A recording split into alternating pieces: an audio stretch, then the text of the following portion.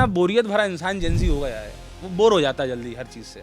तो सबसे पहली चीज़ है कि जेंजी की एक सबसे बड़ी समस्या है कि वो डिसिप्लिन नहीं है। सबसे पहले जेंजी को डिसिप्लिन होना पड़ेगा लाइफ में यदि कुछ अचीव करना है। जैसे उन्होंने अभी कहा ना कि तुम्हारी 2 अप्रैल को शादी हो जाएगी, तो कह रहा 2 को अभी 2 फरवरी में करो आप। मतलब तारा उठा करके 2 फरवरी में डाल दो आप, तो मैं अभी शादी कर लूँ। तो जेंजी की समस्या ये है कि जेंजी धैर्यवान नहीं है। डॉक्टर के पास जाएगा, अरे खांसी चल रही है, बीपी हाई हो रहा है, डॉक्टर कहेगा आप जाइए मेडिसिन लीजिए, 5 दिन वेट करिए, बैक्टीरियल इन्फेक्शन है, वो चला जाएगा। जेंजी कहेगा नहीं अभी ठीक होना है, आप अभी इंजेक्शन मार दो कोई सा। तो जेंजी के साथ समस्या ये आती है, चाहे वो एस्ट्रोलॉजिकल कंपोनेंट हो या कोई भी चीज़ हो, वो पेशेंसलेस है। मुझे लगता है जेंजी को सबसे ज़्यादा हनुमान जी की पूजा करनी चाहिए। कोई ऐसे देवता हैं जो बहुत पेशेंस के साथ काम करते हैं और विदाउट क्रेडिट काम करते हैं, है ना। तो जब जामवंत जी उनको बता रहे हैं कि भैया आप उठिए आप जाइए, तो जेंजी के ही देवता हैं हनुमान जी। मंगल को ऐसे लेते हैं कि एक तो सबसे बड़ा टैबू है मंगल, टैबू का विषय एस्ट्रोलॉजी में।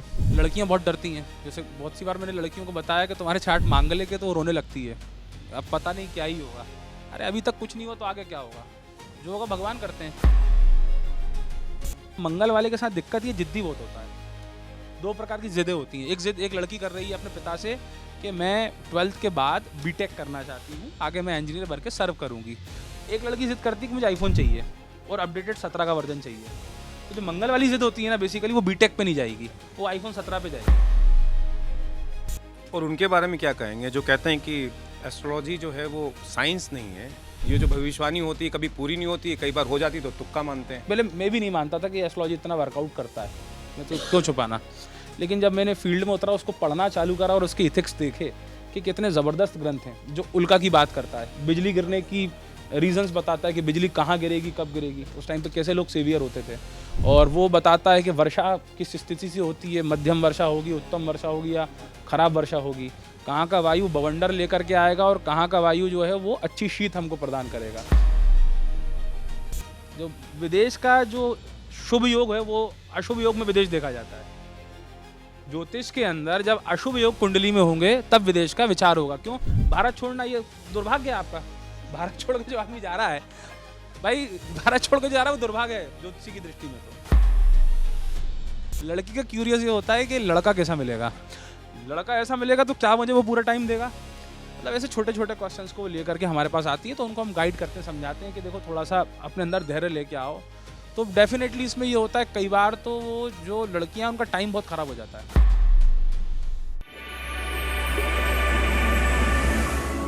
क्या आपको मालूम है कि भोपाल की आज़ादी के लिए शुभ मुहूर्त निकाला गया था? और ये मुहूर्त किसने निकाला था, क्या थी इसकी कहानी, आइए आज हम आपको बताते हैं। नमस्कार, मैं हरमन संधू आपका स्वागत करती हूँ श्री दिशा भक्ति में।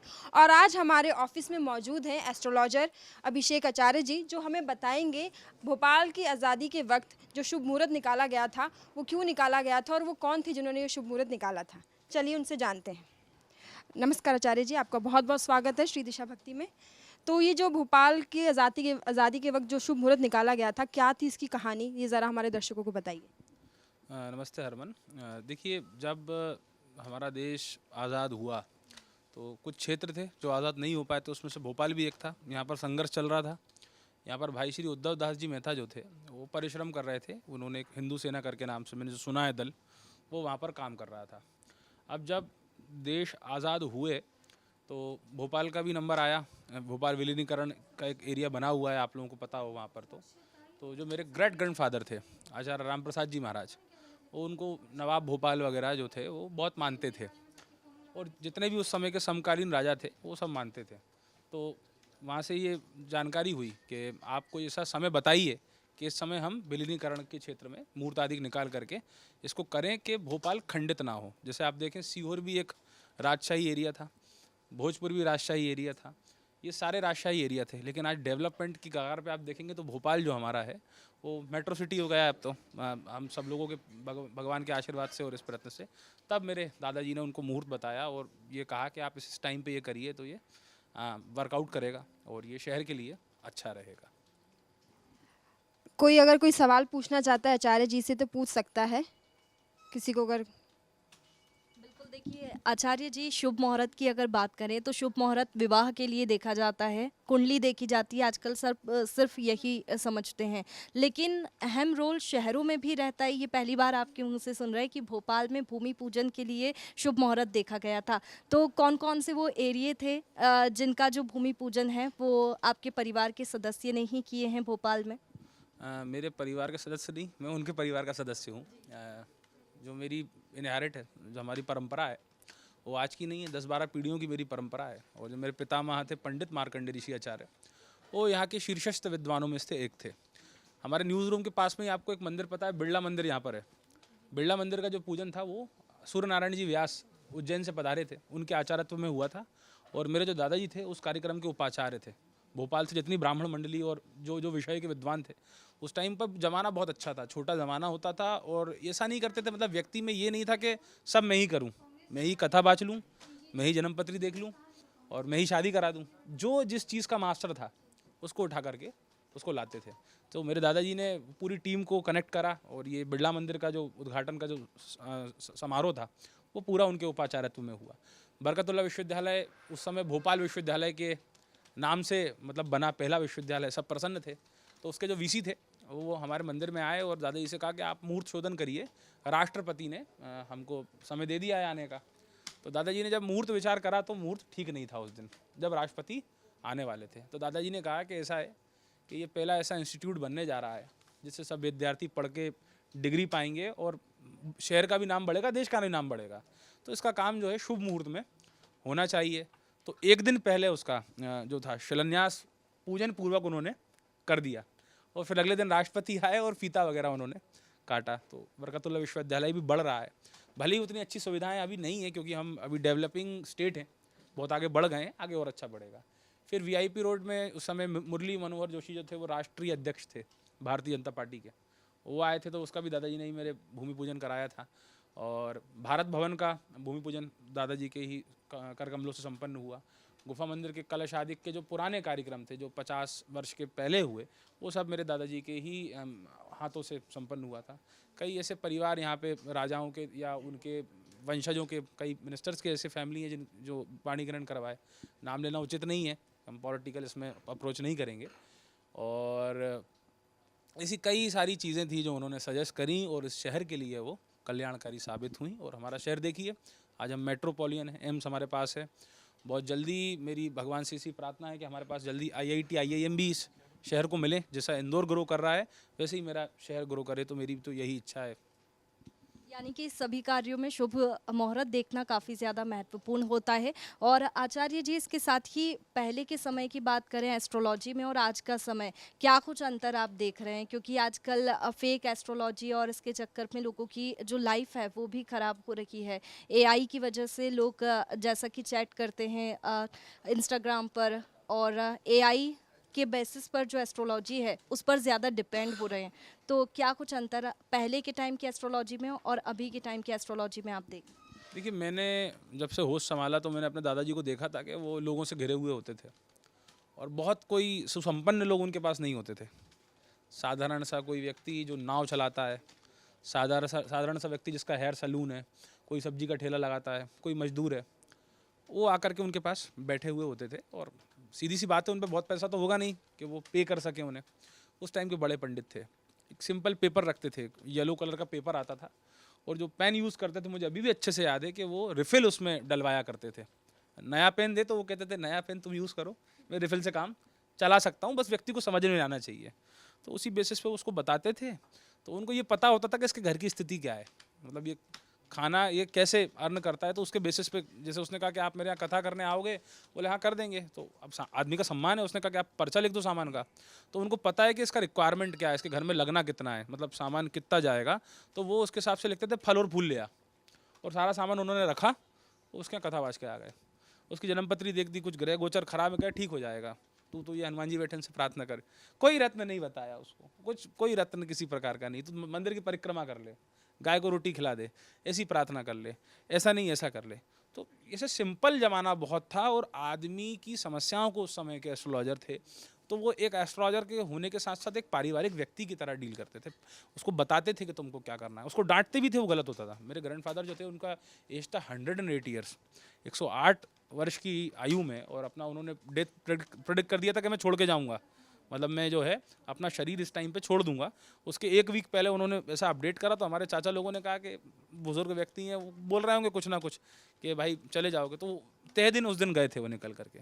तो उस टाइम क्या था ना, मनी माइंडेड सोसाइटी नहीं थी, मनी ड्राइविंग सोसाइटी नहीं थी, हेल्पिंग सोसाइटी होती थी, तो उसी बेसिस पे सारा का सारा चलता था। तो उस टाइम की एस्ट्रोलॉजी में और आज की एस्ट्रोलॉजी में फ़र्क ये है कि जो भी चीज़ें संसाधन होते थे उनका सम्मान हम बहुत करते थे, उनका वैल्यू हम बहुत करते थे। अभी क्या है ना कि हर कोने के अंदर एक एस्ट्रोलॉजर बैठा हुआ है और हर कोने में वो एस्ट्रोलॉजी चल रही है, तो एक तो वो बायस्ड हो गई सबसे पहले। जैसे आप लोगों में से कोई रिसर्चर यदि हो, पीएचडी वगैरह कर रहा हो, तो उसको पता होगा कि सर्च इंजन ऑप्टिमाइजेशन से हम सब चीज़ों को नहीं डाल सकते, हम चैट जीपीटी से न्यूज़ नहीं बना सकते क्योंकि उसमें न्यूज़ क्वालिटी नहीं दिखेगी।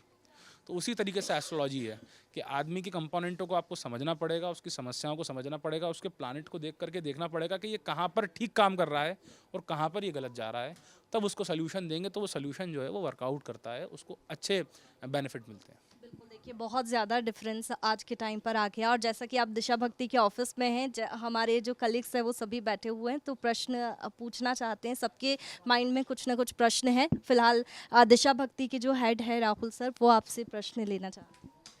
स्वागत है आपका दिशा भक्ति के स्टूडियो में। और हम लोग इनफैक्ट आपको लेकर के बड़े एक्साइटेड थे कि एक साइंटिफिक टेम्परामेंट का व्यक्ति जो है, जो कि पीएचडी कर रहा है एस्ट्रोलॉजी को, क्योंकि आजकल की जनरेशन जो है, जैन जी की बात कर रहे थे हम लोग, तो जैन जी जो है वो दरअसल बहुत साइंटिफिक तराजू पे तोलता है। तो ऐसी स्थिति में आप क्या मानते हैं, मध्य प्रदेश में जब हम देख रहे हैं कि यहाँ पर एक जो सज्जन है वो ये कह रहे हैं कि बस एक बेलपत्र चिपका दो शिवलिंग पर, बच्चा पास हो जाएगा, और दूसरे बाबा जो हैं वो कहते हैं कि पर्ची में क्या लिखा है ये अद्भुत चमत्कार है, तो आप इसको कैसे देखते हैं? ये जब आप पॉइंट आउट करते हैं जेंजी का, तो मैं खुद जेंजी हूँ पहली चीज़ तो ये है कि मैं खुद जेंजी की जनरेशन को बिलोंग करता हूँ। मुझको बहुत टाइम तक पता नहीं था, लेकिन मैंने जब रिसर्च में पढ़ा तो मुझे खुद पता पड़ा कि आई एम ऑल्सो जेंजी। बहुत सही पॉइंट है कि बिलपत्र को चिपकाने से पास आउट होते हैं, तो फिर एलन वगैरह जो बड़े बड़े कोचिंग चल रहे हैं, या वो कोचिंग्स कैसे वर्कआउट कर रहे हैं, या परिश्रम, देखिए परिश्रम का कोई मूल नहीं होता। गुरु ग्रह गहे पढ़न रघुराई, अल्पकाल विद्या सब पाई, है ना। भगवान राम जो है वो तो सार्वभौम ब्रह्म है, भगवान है, वो पढ़ने जाते हैं गुरुकुल में, सब लोगों के साथ पढ़ते हैं, वहाँ पे कलाओं को सीखते हैं और पास आउट होकर के वहाँ से आते हैं। भगवान श्री कृष्ण मथुरा वृंदावन उत्तर प्रदेश के स्टेट को छोड़ करके हमारी मध्य प्रदेश में आते हैं, उज्जैनी में सांदीपनी के विद्यालय में पढ़ते हैं और सारी कलाओं को सीखते हैं। तो बिल्वपत्र चिपका करके पास हो जाना, वो एक उनका अपना एक रिसर्च, उनका भगवान जाने क्या है, वो उसको वो जाने। लेकिन मैंने अपने गुरुजनों से सीखा है, हमारे गुरुजी ये बोलते थे कि कम समय में ज़्यादा विद्वान बनो। मैंने गुरुजी कैसे बनेंगे, तो बोले जैसे 100 मंत्र हैं, हो सकता है आपको 100 मंत्र याद ना हो, आपको 10 मंत्र याद होने चाहिए, लेकिन वो 10 मंत्र इतने ज़बरदस्त याद होना चाहिए कि कोई भी व्यक्ति उन मंत्रों पर पॉइंट आउट ना करे। आपका जो एजुकेशन है वो मजबूत होना चाहिए। तो देखिए बिल्वपत्र अगर चिपकाने से ऐसा विद्या अध्ययन होता तो मैं खुद ही नहीं जाता। मेरे घर में शिव मंदिर है, मैं बिल्वपत्र चढ़ाता हूँ, नित्य चढ़ाता हूँ, बहुत सारे लोग चढ़ाते होंगे। तो बिल्वपत्र चिपकाना एक आस्था का विषय हो सकता है, उसका अध्ययन से कोई लेना नहीं है, क्योंकि भगवान खुद स्वयं जब अध्ययन करने जा रहे हैं तो वो बिल्वपत्र चिपका करके क्यों अध्ययन नहीं करते हैं। और उनके बारे में क्या कहेंगे जो कहते हैं कि एस्ट्रोलॉजी जो है वो साइंस नहीं है और इससे कुछ नहीं होता है, और कहीं ये जो भविष्यवाणी होती है कभी पूरी नहीं होती है, कई बार हो जाती तो तुक्का मानते हैं। तो ऐसी स्थिति में आप उनके लिए क्या जवाब देते हैं, ख़ास तौर से जब आप खुद पीएचडी कर रहे हैं? आपने पीएचडी, मुझे लगता है कि कुछ चीज़ों को अपने कसौटी पे कसने के लिए भी कुछ विषय चुने हैं, उसके बारे में बताएं। देखिए पीएचडी से संबद्ध ये होता है कि आप एक विषय उठाते हैं। पीएचडी का सबसे टिपिकल पॉइंट ये है कि आप खुद से ही क्वेश्चन पूछ रहे हो, है ना। हाइपोथेसिस लेते हो। हाइपोथेसिस कई बार होती है कि जो चीज़ आप एक्सेप्ट करके पकड़ लेते हो वो सत्य मान लेते हो, लेकिन जब उसका रिजल्ट कंक्लूजन बाहर निकल के आता है तो उतना ठीक नहीं होता है। ये हाइपोथेसिस का इशू है। तो अब वो लोग कह रहे हैं कि साइंटिफिक नहीं है, उनके टेम्परामेंट पे साइंटिफिक नहीं होगा। भाई मैं यदि ऐसा व्यक्ति हूँ जो एलोपैथिक मेडिसिन पे नहीं मानता हूँ, तो मेरे लिए कितना आसान है कहना कि एलोपैथिक मेडिसिन से कुछ नहीं होता, डायबिटीज़ के रिसर्च पे कुछ नहीं होता, लेकिन कुछ उदाहरण देंगे कि जहां आपको लगता है कि आप प्रूव कर सकते हो कि ये साइंटिफिक रहा है पूरी तरह से? साइंटिफिक क्या रहा है, चार्ट के बेसिस पे जितनी भी रिसर्च आज होती है, पेपर पब्लिश्ड होते हैं, तो हम उतने चार्ट्स को लेके आते हैं, उन व्यक्तियों से मिलते हैं और उनके लाइफ में चेंजेस देखते हैं, उसके आधार पे हम एस्ट्रोलॉजी को प्रिडिक्ट करते हैं या लाइफ को। जैसे अब आप भारत का ही विभाजन देख लीजिए। अब मैं आपको एक घटनाक्रम और सुनाता हूँ। जब भारत यहाँ सर हमारा जब भारत स्वतंत्र हुआ तो पंडित जवाहरलाल नेहरू जी ने उज्जैन फ़ोन करा। ये ऑन टेक्स्ट नहीं है, बहुत सारी चीज़ें ये ऑन टेक्स्ट से हट करके एस्ट्रोलॉजर्स के विषयों में है। तो उन्होंने सूर्य नारायण जी व्यास को फ़ोन करा। उज्जैन के अंदर एक बहुत बड़े ज्योतिषी हैं हमारे यहाँ, सूर्य नारायण जी व्यास, उनके ग्रैंडसन है अभी शायद आनंद शंकर जी व्यास संभवतः हैं। तो उनसे नेहरू जी ने पूछा कि देश को आज़ाद होने वाला है, किस मुहूर्त में आज़ाद करें। तो देश को उस मुहूर्त में आज़ाद करा गया गोपनीयता से, क्योंकि एक सेक्युलर और नॉन सेक्युलर स्टेट्स का वो होता है, आप अपने बिलीफ सिस्टम को नहीं रख सकते, लेकिन जो एस्ट्रोलॉजी है ना वो बिलीफ सिस्टम से काफ़ी ऊपर जाता है। वो ये नहीं देखता कि आदमी किसको बिलोंग करता है, वो ह्यूमन की साइकोलॉजी को डिफाइन करता है। तो हमारा देश आज़ाद हुआ तो उसी मुहूर्त के आधार पर जब देश आज़ाद हुआ तो देश हमारा विभाजित नहीं हो पाया, हम सब स्वतंत्र। मैं बार बार एक ही क्वेश्चन पूछ रहा हूँ, लेकिन मैं फिर आपको वापस उस क्वेश्चन पे लाऊंगा। आपने अपने जीवन में कुछ देखा है एस्ट्रोलॉजी से होते हुए, मैं घटित होते तो हुए? बताता हूँ ना, मैं सबसे बड़ा चेंज बताता हूँ। मैं ग्रेजुएशन कर रहा था हमीदिया महाविद्यालय से, उसका मैं बेस्ट टॉपर था। फिर मैंने मास्टर करा अंग्रेजी से, उसका भी बेस्ट टॉपर रहा। और फिर मैं बीएड करके यहाँ पर डॉक्टर BR अम्बेडकर विद्यालय में जो बच्चे पढ़ते हैं UPPSC MPPSC के, उनको पढ़ाता था the history of English literature, उनको पढ़ाता था। और शौकिया ये वेद पढ़ने जाता था। तो पढ़ते पढ़ते पढ़ते मुझे पता नहीं क्या हुआ कि अंग्रेज़ी से मुझे उतनी मोहब्बत नहीं रही, मेरी अंग्रेज़ी छूट गई। अंग्रेजी कमजोर थी या अंग्रेज़ी अच्छी थी, पढ़ाता था, मुझे तो अर्न करता था, मुझे सैलरी सरकार देती थी, मैं कॉन्ट्रैक्ट बेसिस पे काम करता था। तो वहाँ से मैं पता नहीं क्यों वहाँ से स्विच आउट हुआ और मैं इधर पलट गया। मैंने एंट्रेंस दिया, क्योंकि क्या होता है हम प्राच्य विद्या को बिलोंग नहीं करते, नई शिक्षा नीति आई है तो वो अब सब लोग जो है एंट्रेंस के बेसिस पे आगे PG पढ़ सकते हैं। तो वो दिया उसको। फिर मैंने कहा, पहले मैं भी नहीं मानता था कि एस्ट्रोलॉजी इतना वर्कआउट करता है, मैं तो क्यों छुपाना। लेकिन जब मैंने फील्ड में उतरा, उसको पढ़ना चालू करा और उसके इथिक्स देखे कि कितने ज़बरदस्त ग्रंथ हैं। जो उल्का की बात करता है, बिजली गिरने की रीजंस बताता है कि बिजली कहाँ गिरेगी, कब गिरेगी, उस टाइम पे कैसे लोग सेवियर होते थे। और वो बताता है कि वर्षा किस स्थिति से होती है, मध्यम वर्षा होगी, उत्तम वर्षा होगी या खराब वर्षा होगी, कहाँ का वायु बवंडर लेकर के आएगा और कहाँ का वायु जो है वो अच्छी शीत हमको प्रदान करेगा। तो जब इन ग्रंथों को मैंने देखा तो इन ग्रंथों का ही रिसर्च बेस होते होते ह्यूमन लाइफ पे आया। तो उन्हीं मैंने प्लानटों को अप्रोच करा कि मैं तो भाई अंग्रेजी पढ़ा करके अच्छा खासा कमा रहा था, मुझे क्या ज़रूरत थी यहाँ आने की या इतनी रिसर्च करने की। तो मैं ऑटोमेटिक चेंज होकर के रिसर्च को करने लगा। फिर मैं अपने कुछ प्लानट्स भी मैंने देखे कि ये प्लानट वर्कआउट कर रहे थे, तो फिर मैं पूरे तरीके से यहीं आ गया। मैं कर्मकांड का विद्यार्थी ज़्यादा रहा हूँ। जो वेद होता है उसमें शुक्ल यजुर्वेद मध्यांजनी शाखा है, उसमें कर्मकांड यज्ञों के मंत्र हैं। मैं उसी परंपरा को बिलोंग करता हूँ, 12 साल का मेरा अध्ययन रहा है, तो मैंने कर्मकांड को ज़्यादा माना है। ज्योतिष को मैं उतना प्रेफरेंस नहीं देता था। लेकिन ये क्या होता है कि जो षडांग वेद होता है, वेद को समझने के लिए भी 6 अंगों को हमें जानना होता है। तो उसमें से जो ज्योतिष है वो उसका नेत्र होता है। आपको जब तक, जैसे मेरा ये जो आज हम बैठ के बात कर रहे हैं स्केड्यूल हुआ था, तो मुझे बताया गया था कि 11 बजे के आसपास आपको आना है या 12 बजे के या 2 बजे के आसपास आना है। तो समय निकाला गया ना शोधन करके। आप लोगों ने भी ज्योतिष का ही सहारा लिया यहाँ पे। आपने समय को शोधित करा कि किस समय पे आप अवेलेबल हैं, किस समय पे मैं अवेलेबल हूँ, किस समय परिस्थितियाँ ठीक रहेंगी। उसी समय को लेकर मैं आपसे सवाल करूंगा। अभी सर ने जैन जी के बारे में पूछा, और ज्योतिष की बात की जाए या अध्यात्म की बात की जाए, आज की भागदौड़ भरी ज़िंदगी हम देख रहे हैं जैन जी तनाव भी झेल रहा है। कैसे इसको अपनी दिनचर्या में शामिल करना चाहिए और क्या इससे व्यक्ति की मानसिक स्थिति कितनी मजबूत हो सकती है, इस तरह के कोई प्रयोग करने चाहिए? जैन जी तो मैं खुद भी हूँ मैंने भी इसलिए तनाव का मैंने सामना कर रहा इसीलिए हूँ। मैंने आपसे ही सवाल किया। तो जैन जी के साथ देखिए, जैन जी क्या कर सकता है। जैन जी की सबसे बड़ी समस्या ये है कि जैन जी को इतना बोरियत भरा इंसान जैन जी हो गया है, वो बोर हो जाता है जल्दी हर चीज़ से। तो सबसे पहली चीज़ है कि जैन जी की एक सबसे बड़ी समस्या है कि वो डिसिप्लिन नहीं है। सबसे पहले जैन जी को डिसिप्लिन होना पड़ेगा लाइफ में यदि कुछ अचीव करना है। और आप बात करें एस्ट्रोलॉजी की या स्पिरिचुअलिटी की, या आप उस लेवल के अध्यात्म की बात करते हैं, तो डेफिनेटली जैन जी अगर इसको समझेगा और इसके मेजर पॉइंट को यदि पकड़ेगा तो वो इसको पकड़ के चलेगा और आगे जाएगा, डेफिनेटली तरीके से जाएगा। अब जैन जी उसको बैलेंस कैसे कर सकता है? अब जैन जी बैलेंस ऐसे कर सकता है कि जैसे कोई चीज़ का जैन जी अनुभव करता है। जैन जी जो जनरेशन है वो पुराने फूड को खाने की अपेक्षा में आज के फास्ट फूड को खाना पसंद करता है। क्यों करता है? क्योंकि वो जल्दी बन जाता है। बस यही एक समस्या जैन जी के साथ आती है कि एस्ट्रोलॉजी के एथिक्स बहुत जल्दी काम नहीं करते और आध्यात्म भी बहुत जल्दी समझ में नहीं आता। इसलिए जेंजी इससे दूर कटता हुआ चला जाता है। लेकिन मैं देख रहा हूँ अपने अप्रोच में, मेरे विद्यार्थी पढ़ते हैं या मैं भी पढ़ता था, तो हम सब आज आध्यात्म को अपनाते हैं। देहात्मवाद से मुक्त होकर के हम एज अ ह्यूमन बीइंग कितना अच्छा कर सकते हैं। हमारी जेंजी की ये सोच बहुत अच्छी है। अभी जेंजी किन चीज़ों से मुक्त हो रहा है? जेंजी रंग के भेदभाव से बहुत हद तक मुक्त है। आज रंग का भेदभाव हम लोग नहीं करते, जात का भेदभाव भी बहुत हद तक नहीं है, धर्म का भेदभाव भी बहुत हद तक नहीं है। यदि कोई व्यक्ति अच्छी मंशा लेकर से हमसे कुछ हेल्प मांगता है या पूछने आता है, तो डेफिनेटली हम लोग बहुत तरीके से उसको आंसर करते हैं अपनी बात का। और हम लोग ब्लंट हैं बहुत ज़्यादा। ब्लंट मतलब इन द सेंस, एक तो ये होता है ना, आप सोचेंगे, सोच करके बताएंगे, देखेंगे। जेंजी के पास क्विक आंसर होता है। कभी कभी घातक है, लेकिन हर समय घातक नहीं है। सपोज जेंजी खुल करके अपना प्रश्न पूछता है, जैसे कोई लड़के को किसी लड़की से शादी का पूछना है, तो बहुत आजकल हिचकिचाता नहीं है, सीधे जाएगा, पूछेगा शादी करना है कि नहीं। वो लड़की भी नहीं हिचकिचाएगी, उसको करना है तो एक्सेप्ट करती नहीं, वो मना कर देगी उठा के। तो जेंजी डेफिनेटली आध्यात्म ले रहा है, एक्सेप्ट कर रहा है, थोड़ा सा स्लो कर रहा है।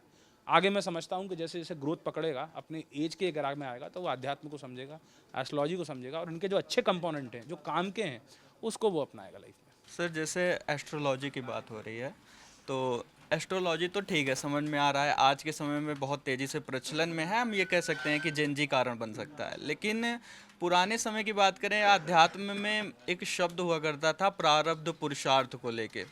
तो इसमें स्पष्टीकरण चाहता हूँ मैं कि प्रारब्ध जो है वो पुरुषार्थ पर कितना भारी हो सकता है, और प्रारब्ध पुरुषार्थ दोनों मिलकर एस्ट्रोलॉजी पे कितना भारी पड़ सकता है। एक ग्रंथ है, उसको मैं कोट कर देता हूँ, आप लोग ले लीजिएगा। सस्ता सा ग्रंथ आता है, 70-80 रुपये का। एस्ट्रोलॉजी को अगर इथिक्स बेसिक सीखना है, उसको कुंजी ग्रंथ कहते हैं, लघु जातक। हमारे प्रदेश में उज्जैन है, वहाँ पर एक विद्वान हुए वराहमीर, उन्होंने उसकी रचना करी थी लघु जातक की। उसमें एक श्लोक लिखा है कि जब वो एस्ट्रोलॉजी में अंदर नहीं गए हैं, वो शुरुआत की जब अपना प्राक कथन कह रहे हैं, उसमें वो कहते हैं यदुपचित्त जन्मनि शुभा शुभम तस्य कर्मणा इव पंक्तिम व्यंजति शास्त्र समस्त में तमसी द्रव्याणि दीपयव। हम सब व्यक्ति अपने अपने घरों में पैदा हुए हैं, हमारे पास, हम ब्लेस्ड हैं, हमारे पास माँ बाप हैं, भाई बहन है, कलीग है, फैमिली है, जॉब है, खाना है, वो लोग के पास नहीं है। और यही एक चीज़ जो होती है वो हमको डिफरेंट बनाती है, और हमें कर्म पे बिलीव करना पड़ता है। कैसे बिलीव करना पड़ता है? जो कुछ भी आज हमारे पास बिना परिश्रम के हमको प्राप्त हुआ है, वो हमारे पूर्व जन्म का कर्म है। वो ही पंक्ति है, यदुपचित्त जन्मनि शुभाशुभम तस्य कर्मणा इव पंक्तिम। जो कुछ हम ले रहे हैं, जो भी हम कुछ कर रहे हैं, वो पूर्व जन्म से हमने अर्जित करा था अपने शुभ पुण्य कर्मों के आधार पर। और हमें माँ बाप प्राप्त हुए, हमें भाई बहन प्राप्त हुए। बहुत से लोग अनाथ हैं, माँ बाप नहीं है, भाई के पास बहन नहीं है, बहन के पास भाई नहीं है। आप कह दो कॉमन वे में कि कुछ होता नहीं है, लेकिन जिसको होता है उसको ही पता है, खाने को नहीं है। अब जैसे अनंत अंबानी का जन्म अंबानी जी घर में क्यों हुआ, आपका और मेरा क्यों नहीं हुआ, या किसी और का क्यों नहीं हुआ? तो यही प्रारब्ध है, जो पूर्व जन्म से अर्जित प्रारब्ध है, जो हम लोगों ने किसी से क्या बोलते हैं कर्जा लिया हुआ है, उसको ही हम पूरा कर रहे हैं इस मृत्यु लोक पे आकर के। तो कहीं ना कहीं आपका जो हार्ड वर्क है, हार्ड वर्क तो करना चाहिए, उसकी मैं मना ही नहीं करूँगा, लेकिन प्रारब्ध हर हद तक भारी पड़ जाता है हार्ड वर्क। प्रारब्ध को पुरुषार्थ के बल पे बदला जा सकता है? देखिए, वो प्रारब्ध को पुरुषार्थ के बल पे नहीं बदला सकता। मतलब मेरी अपनी एक थ्योरी है, वो इसलिए कि मेरे साथ जब मैं डीटी की तैयारी कर रहा था, डॉक्टरेट एंट्रेंस टेस्ट होता है पीएचडी में जाने के पहले, या तो आप नेट क्वालिफाइड हो या वो जो यूनिवर्सिटी एग्ज़ाम देता है उसको आप क्वालिफाई करो। तो उसमें कुछ मेरे मित्र जो हैं वो यूपीपीएससी की तैयारी कर रहे थे, तो वो लोग पेपर 1 क्वालिफाई नहीं कर पाए।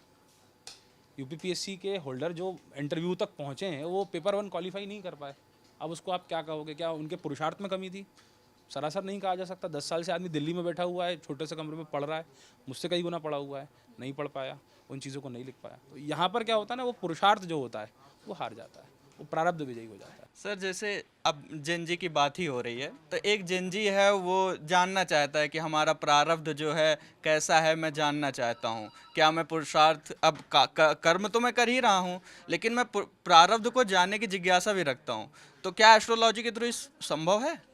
डेफिनेटली संभव है, और हम बताते भी हैं, गाइड करते हैं जेंजी को लेकर के। लेकिन अब जेंजी के साथ क्या रहता है ना, मैंने एक पॉइंट आपको बताया था कि जेंजी को तुरंत चाहिए। जैसे उन्होंने अभी कहा ना कि तुम्हारी 2 अप्रैल को शादी हो जाएगी, तो कह रहा 2 को अभी 2 फरवरी में करो आप। मतलब तारा उठा करके 2 फरवरी में डाल दो आप, तो मैं अभी शादी कर लूँ। तो जेंजी की समस्या ये है कि जेंजी धैर्यवान नहीं है। डॉक्टर के पास जाएगा, अरे खांसी चल रही है, बीपी हाई हो रहा, डॉक्टर कहेगा आप जाइए, मेडिसिन लीजिए, 5 दिन वेट करिए, एक बैक्टीरियल इन्फेक्शन है, वो चला जाएगा। जेंजी कहेगा नहीं अभी ठीक होना है, आप अभी इंजेक्शन मार दो कोई सा। तो जेंजी के साथ समस्या ये आती है, चाहे वो एस्ट्रोलॉजिकल कंपोनेंट हो या कोई भी चीज़ हो, वो पेशेंस लेस है। मैं खुद कभी कभी अधीर हो जाता हूँ, पेशेंस लेस हो जाता हूँ। आपके पीछे भी जैन जी हैं, वो भी हंस रहे हैं। सर मेरा सवाल आपसे ये है, हम वापस शुरुआत में आते हैं, जैसे स्टार्टिंग हमने की थी भोपाल को लेकर।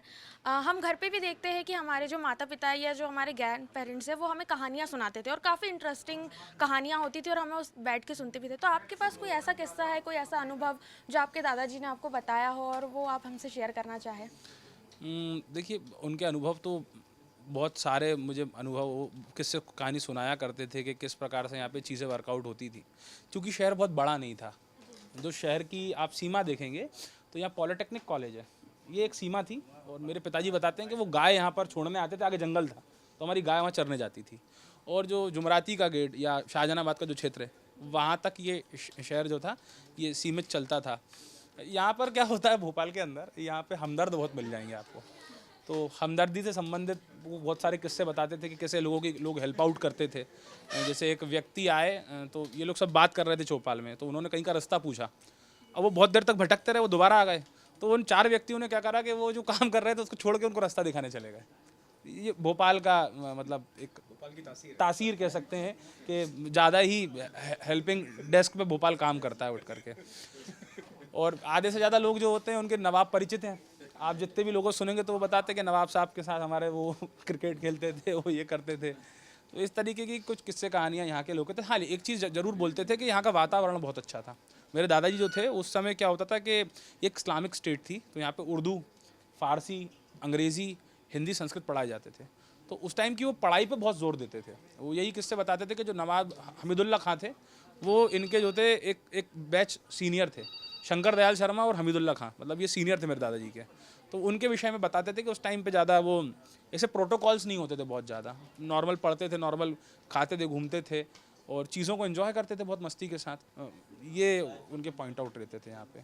बाकी यहाँ तांगों का बहुत बड़ा कल्चर, वो बताते थे कि तांगों का ये कल्चर चलता है, इस तरीके से चीज़ें तांगे की चलती थी। और बड़ा तालाब और छोटा तालाब उस टाइम बहुत उपयोगी होता था। बड़ा तालाब उतना उपयोगी नहीं था। वो बड़ा तालाब तो अभी क्या हुआ कि बाद में उसको बचा लिया हम लोगों ने। छोटा तालाब तो अभी हमने लगभग उसको ख़त्म कर दिया है, अपने ही दिमाग की उपज से उसको हमने आज नष्ट कर दिया है कि उसका पीने के भी उपयोग के लिए पानी नहीं बचा हुआ है। तो वो कुएँ बावड़ियों के बारे में बताते थे कि यहाँ पर आर्किटेक्चर बहुत अच्छा था। हमारे तो गरुड़ पुराण में ये भी लिखा हुआ है कि जो पर्यावरण का नाश करेगा उसके लिए क्या क्या पाप है। कोई पेड़ काटता है उसके लिए क्या पाप है। अभी बीच में आपने सुना होगा कि ये भोपाल में वो प्रोफेसर कॉलोनी को ख़त्म किया जाना था। फिर इस तरह कई योजनाएं आती हैं। अब जो ये तालाब को ख़त्म करने में जो कुछ अधिकारी भी शामिल रहे होंगे, उनकी लापरवाही भी रही होगी, कुछ लोग भी शामिल रहे होंगे, बिल्डर भी शामिल रहे होंगे, क्या कुछ पाप लगेगा उनको? देखिए, ये तो विषय हो गया न्याय शास्त्र का। लेकिन चूंकि क्या होता है कि षडांग वेद में न्याय भी आता है, तो वो न्याय के हिसाब से बता दूं, किसी भी प्राकृतिक संपदा को, किसी भी प्राकृतिक मनुष्य को जब आप नाश करते हो तो वस्तुतः आप ईश्वर की बनाई हुई वस्तु का नाश कर रहे हो। जहाँ पर डेवलपमेंट होना था वो डेवलप्ड नहीं है आज सबसे ज़्यादा किसी स्थिति सबकी ख़राब है तो पुरानी सिटी की ख़राब है। यहाँ पे मंदिर ले लीजिए, यहाँ के सुलेमानिया स्कूल ले लीजिए, हमीदिया कॉलेज ले लीजिए, क्या स्थिति है इन कॉलेजों की। इन महाविद्यालयों को स्वशासी घोषित होकर के और बहुत सारे कोर्सेज यहाँ पर डेवलप्ड होने चाहिए थे। मंदिरों का संरक्षण हो कि यहाँ की एक हिस्टोरियल एरिया बनना चाहिए था, वो हिस्टोरियल एरिया ख़त्म कर दिया आपने। उठा के क्या करा, नया काम कर रहे हो आप, उठा के नई नई चीज़ें यहाँ पर बना रहे हो। ये सैर सपाटा बना दिया उठा के। सैर सपाटा कल्चर है भोपाल का, क्या करेगा सैर सपाटा में जाकर कल्चर देखेगा आदमी क्या? तो इसका हेरिटेज और कल्चर तो कहीं ना कहीं बहुत विलोप कर दिया। और दूसरी चीज़ों को यहाँ पर डाल करके कृत्रिम कल्चर बनाने का, निर्माण करने का तरीका काबिज किया गया, मुझे जहाँ तक मैं समझता हूँ। और ओरिजिनलिटी को जो लोग नाश कर रहे हैं तो डेफिनेटली वो भोगेंगे, चाहे वो कोई भी व्यक्ति हो, उसको भोगना होगा। आप अनइथिकल कर रहे हैं एनवायरनमेंट के साथ, साक्षात ईश्वर के साथ, क्योंकि पंचतत्व जो होता है वो ईश्वर का ही स्वरूप होता है। एक प्रश्न था ज्योतिष को लेके कि लोग शनि से बहुत डरते हैं और उससे भी ज़्यादा शनि की 7.5 से डरते हैं। सवाल ये था कि शनि जो है उनको बोला जाता है कि अगर आप हनुमान जी की पूजा करते हैं तो शनि का प्रकोप जो है वो थोड़ा कम हो जाता है। और महिलाएं जैसे हैं जिनको शनि की 7.5 चल रही है, लगी हुई है, तो फिर वो हनुमान जी की पूजा कैसे करें, उनके लिए कोई तो ये 2 सवाल थे मेरे। 2-3 क्वेश्चन जनरेट हो गए मेरे हिसाब से। पहले तो मैं शनि की बात करता हूँ। व्यक्ति डरता क्यों शनि से? जो नकारा आदमी होगा ना, वो मेहनत करने से हमेशा डरेगा। तो बेसिकली जो शनि से डर रहा है ना, वो नकारा आदमी है, वो मेहनत नहीं कर सकता। नकारा आदमी शनि को ब्लेम करता रहेगा। मैंने परीक्षा दी, 7.5 थी तो मेरा हुआ नहीं, मेरा शनि तेज है, वो मेहनत ही नहीं करेगा। जिस व्यक्ति का शनि थोड़े से भी अच्छे लेवल पे है आप उठा करके कुंडली देखिए, जिनका शनि अच्छी स्टेट पे बैठा हुआ है, मेरे पिताजी की कुंडली मैं बता देता हूँ, सेकंड हाउस में उनका जो है सटन स्वराशि का सटन है और वो अच्छी पोस्ट से रिटायर्ड हुए हैं और उनकी जो जॉब लगी है वो ओवर एज होने वाले थे, उसके 6 महीने जस्ट पहले उनका जॉब लगा। तो सैटर्न का अच्छा इम्पैक्ट था उनकी लाइफ के अंदर और सैटर्न से डरने की आवश्यकता नहीं है। यदि आप नाकारा हैं, आप मेहनत नहीं कर सकते, आप अपने जीवन में चैलेंजेस एक्सेप्ट नहीं कर सकते, तो आप निश्चित तौर पे शनि से डरिए। शनि आपको हार्म करने वाले हैं क्योंकि शनि आपका कर्म है। शनि प्रारब्ध में बहुत बिलीव नहीं करता है। एक शनि की भी अपनी एक लॉजिक है, बहुत जिद्दी सा प्लानट है, अलग अपनी धुन में होता है ना, अपनी धुन में रहता हूँ, तो वो शनि के साथ वही कॉन्सेप्ट होता है। हाँ, वो तो सैटर्न से डरना नहीं है, आपको हार्डवर्क करके चीज़ों को, चैलेंज को एक्सेप्ट करके उसको पॉइंट आउट करना है और ठीक करना है, तो आपका सैटर्न आपको हार्म नहीं करेगा। दूसरा क्वेश्चन ये था कि 7.5 का जो पीरियड होता है, क्या है, एस्ट्रोलॉजी के जितने भी आप ग्रंथों को देखेंगे तो वहाँ पे शनि को पॉजिटिव बहुत कम बताया हुआ है, उसको दुख का कारण कहा गया है। दुख का कारण क्यों कहा गया है कि आदमी की चीज़ें जो नेचुरल होना चाहिए ये इसमें भी डिले कर देता है। जैसे आजकल 30 वर्ष की उम्र में शादी होना कोई बहुत बड़ा टैबू नहीं है मेरे हिसाब से, 30-32 तक आदमी एक्सेप्ट कर लेते हैं। आजकल के जो यूथ है वो इतना ही एज लेके जा रहा है। अब पहले के टाइम पे यदि देखें कि 30-32 है, मतलब बुढ़ा बांध दिया उसको, भाई बुढ़ा हो गया, वो लड़की जो है बेचारी, लड़का लड़की उसको बुढ़ा कह दिया। आजकल नहीं है इतना टैबू। तो ये भी एक सैटर्न का ही गणित होता था कि सप्तम शनि है तो 30 वर्ष की आयु में शादी होगी। शादी कब हो रही है इंपॉर्टेंट नहीं है, शादी किससे हो रही है इंपॉर्टेंट है। कोई व्यक्ति का एक शादी के अंदर काम हो जाता है, वो कोई व्यक्ति पार्टनर ढूंढने में जीवन काट देता है। तो सैटर्न से रिलेटेड जो पार्टनर मिलता है ना, वो मजबूत पार्टनर मिलता है, वो आपको गाइड भी करता है और आपसे झगड़ता भी है। वो थोड़ा सा टफ होता है, वो दिखावटी नहीं होता। तो ये सैटर्न की एक क्वालिटी है। दूसरा, आप हनुमान जी की, तो मुझे लगता है जैन जी को सबसे ज़्यादा हनुमान जी की पूजा करनी चाहिए। कोई ऐसे देवता हैं जो बहुत पेशेंस के साथ काम करते हैं और विदाउट क्रेडिट काम करते हैं, है ना। तो जब जामवंत जी उनको बता रहे हैं कि भैया आप उठिए, आप जाइए, तो जैन जी के ही देवता हैं हनुमान जी, तो है ना। सबसे ज़बरदस्त मैनेजमेंट कौन कराते हैं? हनुमान जी मैनेजमेंट कराते हैं। भाई रावण के घर में जा कर के उसी से तेल लगवाया पूंछ में, उससे ही कपड़ा बनवाया और उसकी लंका को आग लगा दी। तो हनुमान जी से बढ़िया तो कौन होगा। तो माताएं बहन हनुमान जी की सेवा कर सकती हैं, उनको निषेध नहीं लिखा हुआ है। सुंदरकांड का पाठ करें, रामायण जी का पाठ करें, हनुमान चालीसा के पाठ करें। स्पर्श का निषेध है। स्पर्श का निषेध क्यों है माताओं को? वो इसलिए क्योंकि हनुमान जी जो है वो एक ब्रह्मचारी देवता है। ब्रह्मचारी मतलब उनका एक अपना नियमावली है। सपोज मेरा अपना नियमावली है कि मैं प्याज लहसुन नहीं खाऊंगा और तुम 2 चम्मच ला के मेरे मुँह में ठूस दो, तो वो ठीक नहीं है, क्योंकि वो चीज़ को एक्सेप्ट करते नहीं है। वो उनका रहने का तरीका है। तो जैन जी तो इसको सपोर्ट करता है, व्यक्ति के कल्चर और रहने के तरीके को। तो जैन जी की जो लड़कियां हैं उनको खूब हनुमान जी का पाठ करना चाहिए, खूब हनुमान जी की आराधना करनी चाहिए, कहीं कोई दिक्कत नहीं है। आचार्य जी, मेरा मामला थोड़ा इंटरनेशनल है। क्या है कि अभी हमने कुछ दिन पहले एक वीडियो देखा कि बाबा परमहंस हैं, उन्होंने बोला कि ट्रंप ने मोदी पर काला जादू कर दिया है। तो क्या ऐसा संभव है? आजकल तो देखो सबसे बड़ी समस्या ये है कि जितने भी साधु महात्मा, जगत गुरु से कम तो क्वालिफिकेशन है ही नहीं किसी का, है ना। जगत गुरु से कम आपको मिलेगा ही नहीं। मतलब जैसे हम बचपन में सुनते थे जगत गुरु शंकराचार्य, जगत गुरु रामानुजाचार्य। जगत गुरु मतलब दर्शन के माध्यम से समाज को एक करा आचार्य शंकर ने, एक आत्म दिया, है ना। लोगों ने कहा 5 उंगली बराबर नहीं, उन्होंने कहा नहीं, उंगली बराबर नहीं, विचार बराबर रखना है अपन को। तो एकात्म दर्शन दिया, वो जगत गुरु हुए। उनमें एक सिविक सेंस था, उनमें बात रखने की प्रक्रिया थी। अब वो काला जादू, क्या ट्रंप पे काला जादू कर दिया ना। अच्छा, ट्रंप ने मोदी जी पे काला जादू कर दिया है। तो वो भगवान जाने भाई उन्होंने कौन कौन सी विद्या से देखा था। ऐसा कोई पेपर पब्लिश तो मैंने देखा नहीं है, लेकिन संभवतः कोई उन्होंने देखा होगा तो वो बताएंगे। हाँ, हमारे यहाँ तंत्र शास्त्र गए हैं, हमारे यहाँ 2 हैं, दक्षिण मार्ग और वाम मार्ग हैं, तो उसके स्पेशलिस्ट होते हैं। लेकिन अभी ये यूजीसी की गाइडलाइन में कोई विश्वविद्यालय तंत्र का नहीं है, मैंने अभी ऐसा नहीं देखा है, लेकिन ये होता है। आसाम आदि क्षेत्र में आप जाएंगे तो वहाँ पे तंत्र शास्त्र के विद्वान हैं, वो किसी को हार्म नहीं करते, वो अपनी प्रैक्टिसेस खुद करते हैं और अपने में ही रहते हैं। मतलब ज़्यादा किसी को हार्मफुल तरीके से वो परेशान नहीं करते हैं। तो काला जादू ट्रंप कैसे करेगा? काला जादू की पद्धति ट्रंप को इंट्रोड्यूस कौन करेगा काले जादू की पद्धति से? भाई ये तो हमारा ही भारत का ही है। नहीं, वैसे होता है कहीं कहीं उनकी विद्याएं अब होंगी, क्योंकि हमने अध्ययन उसका नहीं करा है। चर्च वाली विद्या होगी, ऐसा आप मान रहे हैं? चर्च की विद्याएं, वो चर्च के विशेषज्ञ को हमें ढूंढना पड़ेगा, तो वही बताएंगे। कि मेरे हिसाब से ये है कि काला जादू वगैरह मोदी जी पे तो नहीं हो सकता। जो व्यक्ति भारत को बनाने का काम बिल्डअप कर रहा है, तो उस पर कोई काला जादू, क्योंकि वो बहुत सारे लोगों की आवाज़ मोदी जी है ना, तो भगवान इतनी जल्दी डाउन नहीं होने देंगे। हाँ, शिव भक्त के ऊपर तो कोई जादू तंत्र नहीं चलता है। राम भक्त, शिव भक्त और भारत भक्त पे भी नहीं चलता है। जो ये भगत सिंह थे उस पर कहाँ का जादू चल गया? उन्होंने कहा लगाओ फांसी, तो भारत भक्त भी शिव राम भक्ति है। जो भारत का भक्त है वही शिव जी का भक्त है, वही राम जी का भक्त है। वो कोई अलग व्यक्ति का भक्त नहीं, वही गंगा का यमुना का भक्त है। ये भारत का ही तो, ये भारत क्या है? गंगा यमुना शिव राम बुद्ध जैन, ये क्या है? हम सब जो बैठे हैं ये क्या? यही तो भारत है ना हमारा। अलग अलग विचारों को लेकर के हम आज सामने आपके साक्षी होकर के बैठे हैं, यही भारत है। जो भारत का भक्त है उस पर काला जादू काम नहीं करता। जी गुरुजी, मेरा नाम आयुष शर्मा है। मेरा आपसे सवाल ये है कि आजकल बाज़ार में और सोशल मीडिया पे देखने को मिल रहा है कि कुछ स्टोन्स के बैंड होते हैं जिसको पहनने से वो मनी अट्रैक्ट करता है। 7 हॉर्सेस और पायराइट्स के भी कुछ फ्रेम्स आ रहे हैं जिनको लिख के आप घरों में लगाओगे तो आपको पैसा आपकी तरफ आकर्षित होगा। तो क्या वो सच में वो चीज़ें काम करती है या फिर वो सिर्फ पैसा बनाने का एक ज़रिया है? एक इसके अलावा मेरा आपसे एक दूसरा सवाल है कि जैसे ट्रेडिशनल ज्योतिष जो हमारे माता पिता के समय पे जो चीज़ चलती आई है, आजकल के टाइम पे बिल्कुल उससे उलट हो रहा है कि उसमें एआई की या टेक्नोलॉजी की मदद ली जा रही है। तो उन चीज़ों में कितनी क्या ऑथेंटिसिटी है? क्या वो चीज़ें हकीकत में काम कर रही है या फिर वो महज एक दिखावा है या एक पैसा बनाने का एक जरिया है? देखिए, आपने स्टोन से स्टार्ट करा था तो मैं स्टोन से ही स्टार्ट कर रहा हूँ। मणिबंध प्रयोग हमारे यहाँ, इस पर रिसर्च पेपर है। मणिबंध मतलब मणियाँ हमारे यहाँ पहले से पहनी जाती थी। अब वो आजकल कहाँ का पत्थर है कि कांच है, 1-2 लाख में बेच दिया तो वो तो गलत है, वो काम वर्कआउट ही नहीं करेगा। ठीक है, तो आप जो भी स्टोन पहन रहे हैं पहले तो अच्छे किसी एस्ट्रोलॉजर को दिखाइए क्या आपको स्टोन का रिक्वायरमेंट है। हम सब हाथ दिखाएं, हम सब शायद कोई स्टोन नहीं पहना है, हम सब जितने लोग हैं सब विदाउट स्टोन ही यहाँ पर बैठे हुए। तो मैंने जो अपने दादाजी को उनकी प्रैक्टिस में देखा था, बहुत रेयरेस्ट कंडीशन पे वो किसी को स्टोन सजेस्ट करते थे, बहुत रेयरेस्ट, कि आप वर्कआउट ही नहीं होगा तो करें। तो मणिबंध होता है लेकिन बहुत तरीके के साथ उसको देखा जाए और स्टोन की क्वालिटी को देखा जाए तब वो दे तो वो वर्कआउट करता है। मनी अट्रैक्ट नहीं करता है, मनी तो जो होता है वो भाग्य से ही होता है मनी आना। स्टोन अट्रैक्ट उतना ज़्यादा मनी को नहीं करेगा।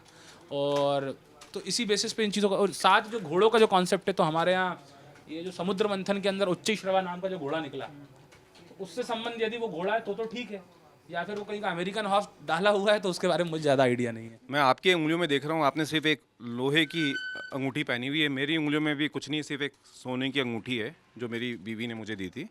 और बाकी लोग जो हैं उनके हाथों में भी मुझे कुछ अंगूठियाँ दिख रही हैं। किसी के पास कुछ रत्न है? ये देखिए, हमारे यहाँ आप देखिए पूरी टीम में सबकी उंगलियाँ देखिए, किसी के पास है रत्न? देखिए, तो ये क्या, ये कुछ योग ऐसा बना हुआ है कि सारे बिना, जितने लोग हैं हम लोग बिना रत्न वाले एक साथ बैठ गए? देखिए, मैं समझता हूँ कि आप लोग न्यूज़ एंकर्स हैं, न्यूज़ का काम करते हैं, तो अपने माँ बाप से तो ज़रूर बात करते होंगे।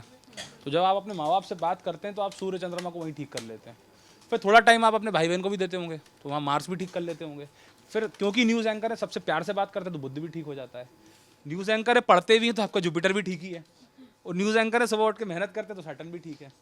तो फिर यहाँ पर ऐसा रिक्वायरमेंट नहीं दिखता। बताया ना, आप लोग हार्ड वर्किंग है तो सैटर्न वहीं से वर्कआउट करता है। और आप तो आवाज़ है ना, मतलब आपकी ये बात सही है कि यहाँ जितने लोग बैठे हैं, जिन्होंने काम चोरी की, उनका शनि बिगड़ जाएगा, शनि नाराज हो जाएगा डेफिनेटली उनसे। जिन लोगों ने ये सुन ले, यहाँ पे न्यूज़ रूम में सारे लोग, न्यूज़ रूम में सारे लोग सुन ले, ये पंडित जी कह रहे हैं जिन्होंने भी हार्ड वर्किंग नहीं की उनका शनि बिगड़ जाएगा, शनि उन पर कुपित हो जाएंगे। हमारे ही कर्म हमको राजा बनाते हैं और हमारे ही कर्म हमको भिखारी बना देते हैं। तो इसमें डिपेंड ये करता है कि आप सैटर्न से डर रहे हैं या अपने कर्मों से डर रहे हैं, आप खुद डिसाइड करिए। आप सैटर्न को साइड कर लीजिए, आप खुद देख लीजिए कि आप माइक पकड़ के यदि काम नहीं करेंगे तो आप पेट कैसे भरेंगे कल सुबह। तो यही सैटर्न है, जो आप अपने लिविंग के लिए काम कर रहे हैं ना, ये भी सैटर्न ही है। भगवान कहते हैं कर्म प्रधान है। लोग हाथों की लकीरों पर विश्वास रखते हैं, हाथ दिखाते हैं, हस्तरेखा। कितना विश्वास किया जाए या ये माना जाए कि हमारे हाथ में सिर्फ लकीरें हैं, मुकद्दर तो ऊपर वाले के हाथ में। देखिए, कर्मण्यवादी कारस्ते आप जो कोड कर रहे हैं वो एक अलग स्थिति पे पूछा हुआ श्लोक है। अर्जुन जब घिर रहा है, गांडीव नहीं उठा रहा है, अपने परिवार को देख रहा है तो घबराया हुआ है, वो कह रहा है लड़ाई ही मत करो। लेकिन भगवान उस पॉइंट को देख रहे हैं कि यदि यहाँ पे आज अर्जुन हारता है तो हजारों अर्जुन आज हारे होते, आपका देश आज़ाद ना होता। तो उस गीता के ज्ञान को आप उन बेसिस के कर्मों पे इंक्लूड मत करिए कि जो जहाँ पे रिक्वायरमेंट ऑफ कर्मा नहीं है। तो ये कर्मा, देखो मैं खुद कर्मा बोल रहा हूँ, कर्मा शब्द नहीं है, इसको आप काटिएगा, योग शब्द है, कर्म शब्द है। कर्मा योगा नहीं होता है, वो तो बाहर कर दिया उन लोगों ने। पंडित जी, जो रेट्रो सैटर्न होता है, कुंडली के 12 भाव में से किस में अच्छा फल देता है, किस में जो है बुरे प्रभाव देता है? सैटर्न के तो मैक्सिमम जो स्वभाव रहते हैं, जैसे अगर आपका एकादश के अंदर है 11th हाउस का जो सैटर्न है, तो धन की स्थिति से आदमी के लिए बहुत बढ़िया रहेगा। कभी कभी कर्म भाव की स्थिति में भी बढ़िया सैटर्न वहाँ पे वर्कआउट करता है 10वें भाव के अंदर। द्वादश के अंदर स्ट्रगल बहुत ज़्यादा दे देता है, लेकिन एक हद तक पैसा और आपकी चीज़ों को संपन्न कर देगा। जो विदेश का जो शुभ योग है वो अशुभ योग में विदेश देखा जाता है। ज्योतिष के अंदर जब अशुभ योग कुंडली में होंगे तब विदेश का विचार होगा। क्यों? भारत छोड़ना ये दुर्भाग्य है आपका। भारत छोड़ के जो आदमी जा रहा है भाई, भारत छोड़ के जा रहा है वो दुर्भाग्य है ज्योतिषी की दृष्टि में। तो वो अशुभ फलों के हिसाब से विचार करा जाता है। तो बहुत से लोग कहते हैं ना हमारे शुभ ग्रह तो इतने अच्छे हैं, हम विदेश क्यों नहीं जा रहे। तो मैं वही कॉन्सेप्ट जो भैया ने बताया कि 12 भाव से शनि के विचार से क्या विदेश यात्रा होती है। हाँ, विदेश यात्रा होती है, सेटल भी होता है आदमी। एस्ट्रोलॉजी की बात हो रही है, मुझे एक सवाल पूछना है कि कुंडली में कहते हैं जो लिखा था वही सच होता है। फॉर एग्जाम्पल कोई इंसान डॉक्टर बनना चाहता है, वो किसी एस्ट्रोलॉजर के पास गया, उसने अपनी कुंडली दिखाई और उसको एस्ट्रोलॉजर ने बोल दिया कि तुम डॉक्टर नहीं बन सकते, तो क्या वो यकीन करके गिव अप कर दे अपनी ड्रीम पे, जो सपना वो अपने बचपन से देखता आ रहा है कि मुझे डॉक्टर बनना है बड़े होकर, या फिर एस्ट्रोलॉजी को मान के किसी और फील्ड में चला जाए जो जहाँ पर उसको जाना ही नहीं है? मैं केसेस से स्टार्ट करता हूँ, जो केसेस मैंने हैंडल करे हुए हैं अपने लेवल पे। 2 साल या 3 साल पहले का केस था। एक इंग्लैंड से एक जो थी एक लड़की MBBS करके आई। आप लोगों को पता होगा कि वहाँ से जब MBBS करके आते तो यहाँ एक एग्ज़ाम देना होता है। एग्ज़ाम के बाद यहाँ पे इंटर्नशिप करना होता है। इंटर्नशिप करके आप एलिजिबल हो यहाँ प्रैक्टिस करने के लिए। फिर अभी MD या MS जो भी आप स्विच करते हो उसके लिए आपको फिर एक एंट्रेंस देना है। तो वो लड़की एक अच्छी योग डॉक्टर इंग्लैंड से पढ़ करके आई, बेटरमेंट, वो मतलब अच्छी प्रोफाइल अपडेटेड, और उसके 3-4 अटैम्प्ट नहीं निकले। वो पागल सी हो गई, मतलब बाल वाल बनाना ही बंद कर दिए थे उसने। बहुत दुखी भाई, 5-7 साल आदमी ने कैरियर में डाल दिया है, कैसे निकले। तो जिसको किसी को दिखाया होगा तो उन लोगों ने कहा कि आप ट्राई करते रहिए। हमारे पास भी कांटेक्ट आया तो हमने उनको सजेस्ट यही करा था कि क्योंकि उन्होंने डिग्री कंप्लीट कर लिया था और उनके प्लैनेट्स के अंदर संभवतः मार्स थोड़ा सा वीक था, मंगल। तो जो स्थितियाँ मुझे दिखी तो मैंने कहा मिलेगा, मगर क्या होता है ना, आपको प्यास लग रही है, पानी उस टाइम नहीं आता है। प्यास जब खत्म हो गई तब पानी को पीने को मिलता है। मैंने कहा आप जब पूरे तरीके से अपनी अर्ज हटा देंगे कि आपको नहीं चाहिए तो ये हो जाएगा। तो वही पॉइंट आउट हुआ, उसका मेडिकल में सिलेक्शन हो गया, अभी अच्छी प्रैक्टिस कर रही है, गुड़गांव में संभवतः वो है। तो जैसे एस्ट्रोलॉजर आपको सजेस्ट करे कि आप ड्रीम पर छोड़ दे, तो मैं कहूँगा कि आपको यदि एस्ट्रोलॉजर का मार्गदर्शन लेना है तो आप बहुत बेसिक स्टेट पे ले लीजिए कैरियर को लेके। अब आपकी एज हो रही है अराउंड 32-34 साल और आप पूछ रहे हैं क्या मैं सरकारी जॉब करूँगा, तो कैसे काम चलेगा। 34 साल मतलब कहाँ से कैसे खाते आए, तुमने अपना आधा जीवन ही नाश कर लिया। तो एक अर्ली एज पे आप किसी एस्ट्रोलॉजर का गाइडेंस कैरियर बेसिस पे लेना है तो लीजिए। अदरवाइज आपने जिस कैरियर में जहाँ आपने आपको बिल्डअप करा है तो कोशिश करिए कि वहीं से कुछ अर्न करके अपनी चीज़ों को चलाएं। मैं प्रैक्टिकल पॉइंट भी एडिट कर रहा हूँ एस्ट्रोलॉजी के साथ। एस्ट्रोलॉजिकल गाइडेंस लेना है तो उस चीज़ के पहले ले लो, उसको कर करके आओगे ना तो कोई बहुत ज़्यादा बेनिफिट नहीं दे पाएगा वो। आचार्य जी, एक प्रश्न, और ये केस भी मेरे माइंड में अभी आया क्योंकि हमारी रिलेटिव का है। तो ऐसे में जब उन्होंने शादी की उम्र हो गई थी, पंडित जी को कुंडली दिखाई थी, तो पंडित जी ने कहा था कि कुंडली में दोष है और पहली शादी नहीं टिकेगी, तो पहली शादी किसी और से जैसे करवाते ना, पेड़ से करवा दी या फिर किसी चीज़ से करवा दी, तो वो पेड़ से पहली शादी करा दी। फिर ऐसा हुआ कि उनकी शादी बहुत टाइम हो गया, अभी भी जैसे 5 से 6 साल हो गए, नहीं हो पा रही है। तो फिर उसके बाद में कुंडली दूसरी जगह दिखाई, तो उन पंडित जी का कहना है कि उनकी शादी तो हो चुकी है, एक ही शादी का योग था, तो क्या योग मायने रखते हैं? अब लाख कोशिशें कर ले, शादी नहीं हो रही है, मतलब 10 साल करीब हो गए, 40 साल दीदी की उम्र हो गई है। ऐसा कुछ है तो मैं ऑफ द चैनल उनका चार्ट चेक करूंगा पहले तो, क्योंकि एक रिसर्च का विषय है ये। पेड़ों से शादी कराने का एस्ट्रोलॉजिकली कोई ऐसा कोई ऋषि ने ऐसा हमको सजेस्ट नहीं करा है, लेकिन जो पुराने आचार्य थे तो उन्होंने यही देखा होगा कि जो दुर्ग्रहों के योग होते हैं तो उसके आधार पे उस चीज़ का वो उपाय करते थे। तो ये कर्मकांड का विषय है, मेरा वैसे सब्जेक्ट नहीं है ये, लेकिन हाँ अब उनकी शादी होगी कि नहीं होगी इसके विषय में हमें प्लैनेट्स देखना पड़ेंगे। क्या वहाँ पर कोई वृद्ध प्लैनेट बैठा हुआ है? वृद्ध प्लैनेट में क्या होता है, कई बार आपने देखा होगा कि 60 साल 65 साल की उम्र में शादियाँ हो रही हैं, तो बहुत रेयरिस्ट होता है, सब चार्टों में नहीं मिलेगा, कुछ गिने चुने चार्टों में होता है। वृद्ध योग उसको हम देख करके विचार करते हैं, उसके हिसाब से प्रेडिक्ट करते हैं। तो पंडित जी पूरी कोशिश कर ली, मतलब सभी जगह पर चले गए या फिर सम्मेलन में चले गए, सारी चीजें कर ली, लेकिन शादी नहीं हो रही है। शादी नहीं हो रही है तो उसका कारण ये है कि योग उतना ज़्यादा प्रबल नहीं होगा, ग्रह उतने ज़्यादा पावरफुल नहीं होंगे। लेकिन एक गंभीर और सवाल हमारे सामने ये भी आता है कि जैसे अभी उन्होंने बताया कि एक थे जातक जिनकी कुंडली देखी गई और वो डॉक्टर बनना चाह रहे थे, और दूसरा इन्होंने ये बताया, तो इसका मतलब है कि अगर आप किसी गलत पंडित जी के हाथों में फंस गए तो मतलब भविष्य बर्बाद होना भी तय है। बर्बाद क्या होना तय है, मतलब आदमी बर्बाद हो जाता है। मेरे पास बहुत सारी बच्चियां आती हैं, छोटी छोटी लड़कियां होती हैं, वो बहुत क्यूरियस होती हैं। लड़कों का क्यूरियस अलग है। लड़कों का क्यूरियस होता है कि मैं आगे जॉब क्या करूंगा, मेरा कैरियर कैसा होगा, मेरा मकान कैसा होगा। लड़की का क्यूरियस ये होता है कि लड़का कैसा मिलेगा, लड़का ऐसा मिलेगा तो क्या मुझे वो पूरा टाइम देगा। मतलब ऐसे छोटे छोटे क्वेश्चंस को लेकर के हमारे पास आती है, तो उनको हम गाइड करते हैं, समझाते हैं कि देखो थोड़ा सा अपने अंदर धैर्य लेके आओ। तो डेफिनेटली इसमें ये होता है कई बार तो वो जो लड़कियां उनका टाइम बहुत ख़राब हो जाता है। टाइम किस में ख़राब होता है, एक लड़के को के साथ बात कर रही है शादी के लिए, जैसा कल्चर आजकल इन्वॉल्व है रिलेशनशिप का, पहले ठोक पीट के बजा करके देखें, पहले क्या करते, पहले इस्तेमाल करें फिर विश्वास करें, तो वो चल रहा है। तो उसमें कई बार ये होता है कि एस्ट्रोलॉजर कहता है कि हो जाएगा, शादी आपका हो जाएगा, और एंड मोमेंट पे आके लड़की की एज जब 35-38 साल हुई, वहाँ पे वो टूट गया, समाऊ शादी नहीं हो पाया। तो डेफिनेटली इसमें कहीं ना कहीं एक एस्ट्रोलॉजर का मिस्टेक होता है कि आप सही व्यक्ति के पास नहीं गए, नहीं तो वो गाइड करता है कि आप यहाँ पे मत समय इन्वेस्ट करिए, आप आगे निकल जाइए कहीं। डेफिनेटली होता है। तो अच्छा, मैं एक अपना पर्सनल आपको एक किस्सा बताता हूँ। मुझे एक बहुत बड़े राजनेता थे, उन्होंने एक सजेस्ट किया कि आप एक हमारे परिचित हैं एस्ट्रोलॉजर, उनके पास चले जाइए। तो मैं गया उनके घर पर, तो उनकी श्रीमती जी कुछ नाराज़ रही होंगी उस समय।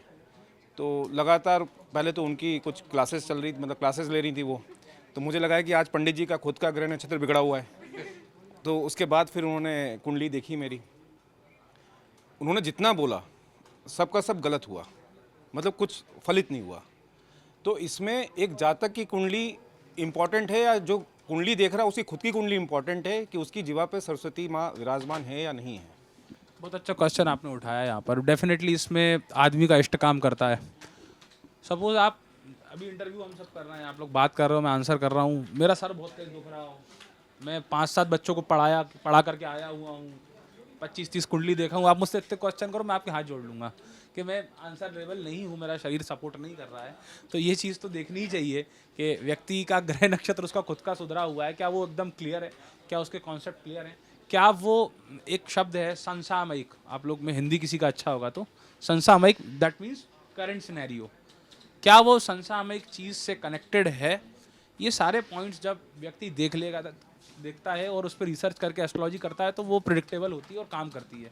लेकिन आप ओल्ड ट्रेडिशनल चीज़ों पे रह जाते हैं ना, तो फिर वो वर्कआउट नहीं कर पाता है। तो बिल्कुल एस्ट्रोलॉजर की वाणी और उसका इष्ट मजबूत होना चाहिए। तो फिर हम पंडित जी की कुंडली देख के कैसे जाएंगे? क्या पंडित जी की कुंडली कैसे अब वो यही है कि वो तो सिक्का है, दोनों हेड और टेल कॉइन होते हैं। अब आपके भाग्य में गलत कॉइन लिखा हुआ है तो उसको क्या सुधारे आप? आज के दौर में भी सर कुंडली बनाना जरूरी है क्या? क्योंकि आप ज़्यादा नहीं जानते, लेकिन व्यक्ति के नेचर से बहुत हद तक आप जान पाते हैं उसका नेचर कैसा है, व्यक्ति आपसे रिक्वायर क्या करता है, तो आप उस चीज़ को सुधारने की कोशिश करते हैं। तो बिल्कुल कुंडली मिलानी चाहिए।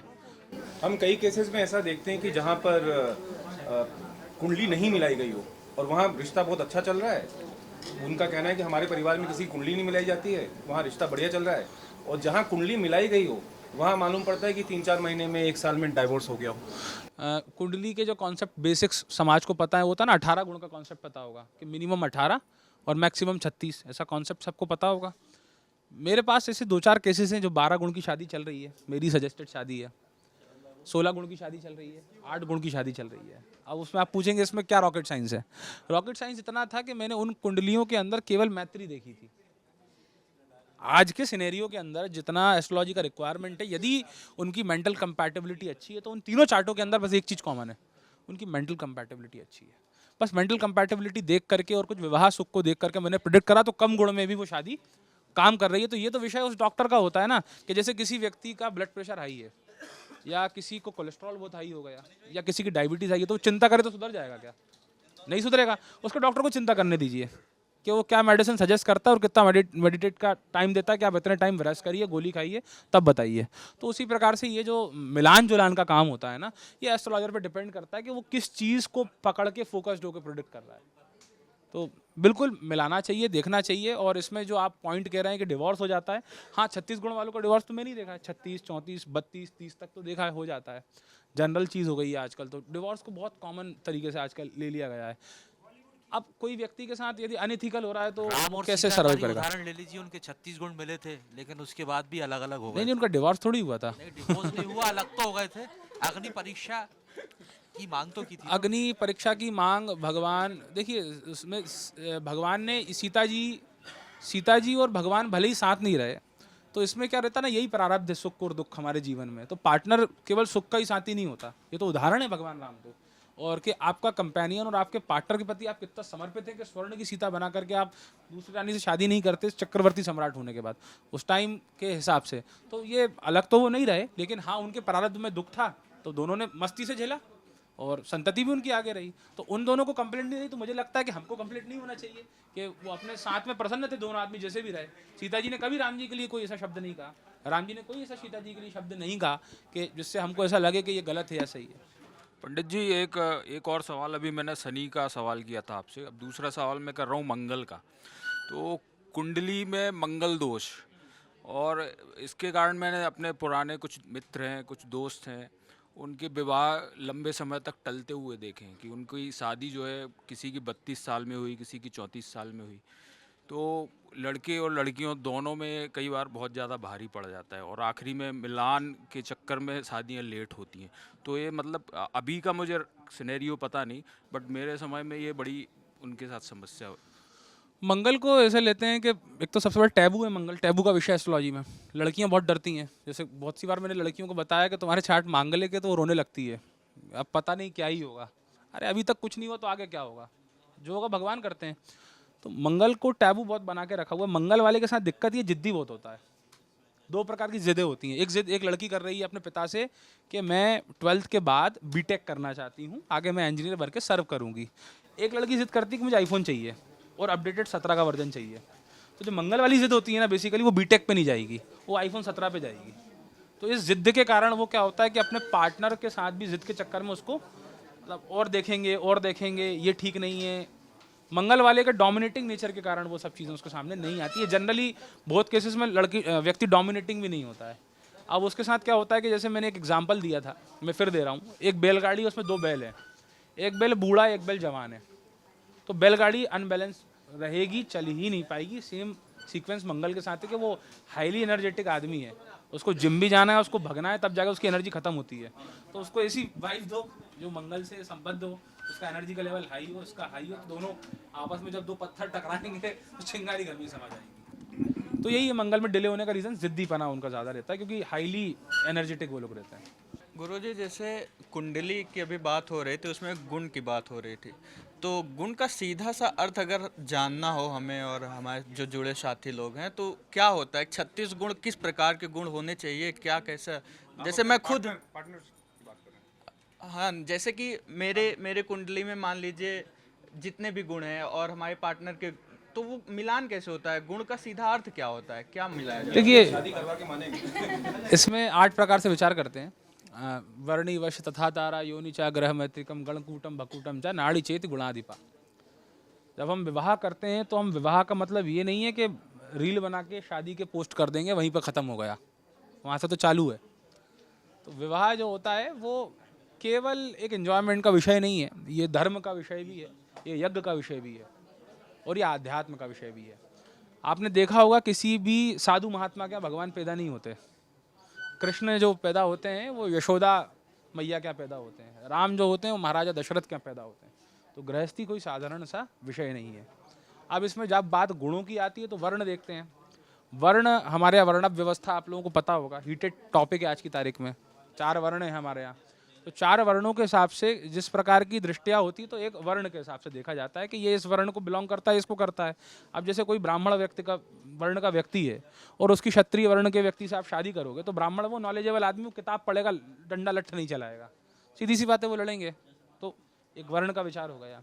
फिर वश्य का विचार करते हैं, योनि का विचार करते हैं। जैसे योनि में देखते हैं ना, गज की योनि है कि मूषक की योनि है, तो योनि का विचार करते हैं। ऐसे करते करते 8 हैं, लेकिन मैं इसमें आपको, क्योंकि लंबा हो जाएगा, मैं कुछ सूक्ष्म बता देता हूँ जो देखने लायक है। सबसे पहले देखिए आप उसमें मैत्री, ग्रह मैत्री कैसी है।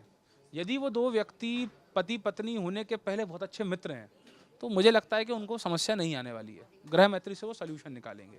ग्रह मैत्री के बाद आप देखिए उसमें भकूट, उनमें प्रेम कितना रह सकता है एक दूसरे के प्रति, और उनके गण देखिए कि किस लेवल से लड़ेंगे। ये 2-3 चीज़ों का यदि विचार कर लें तो ऑटोमेटिकली और चीज़ें मैनेज हो जाती हैं। इसको थोड़ा और सरलीकरण करेंगे आप जैन जी के लिए, खासतौर से जब वो अपना रिश्ता देखें तो अब आप चूंकि उनकी भाषा में समझाएंगे कि मतलब कंपेटेबिलिटी देखनी है उनको और क्या क्या देखना है, क्या रेड फ्लैग्स हैं रिश्ते में। जैन जी अगर अपना बॉयफ्रेंड गर्लफ्रेंड है तो बॉयफ्रेंड और गर्लफ्रेंड को रेड फ्लैग्स क्या क्या दिखने चाहिए और उससे वो अवॉइड करना चाहिए। ठीक है, देखिए अब इसमें रेड फ्लैग्स यही ले लीजिए, ग्रीन फ्लैग और रेड फ्लैग 2 चीज़ों का सिद्धांत होता है। तो लड़कियों के लिए अलग होंगे, लड़कों के लिए अलग होंगे। लड़की के लिए आप देखिए, लड़की से हट के उसकी मदर को देखिए।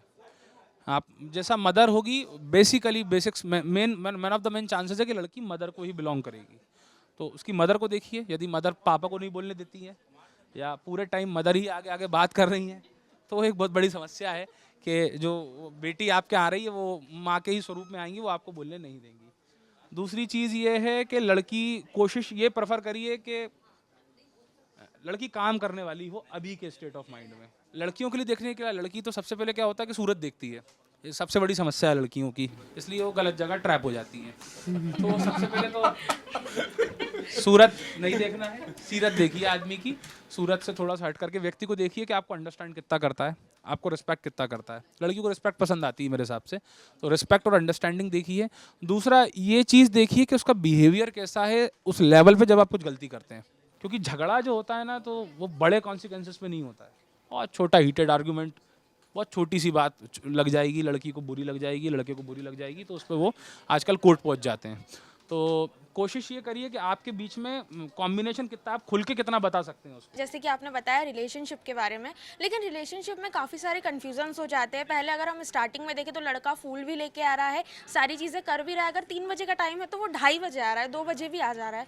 लेकिन बाद में ऐसा क्यों हो जाता है 6 महीने के बाद कि वो 5 बजे आ रहा है जहाँ 3 बजे का टाइम है, या तो दूसरे दिन आ रहा है? ये क्यों होता है ऐसा आखिर? अब उसमें देखो, नहीं, ये क्वेश्चन तो अभी वैलिड है, अभी के स्टेट में तो बहुत ज़्यादा वैलिड क्वेश्चन पूछा उन्होंने। 5 बजे क्यों आ रहा है, 6 बजे क्यों आ रहा है, तो लड़के से पूछना।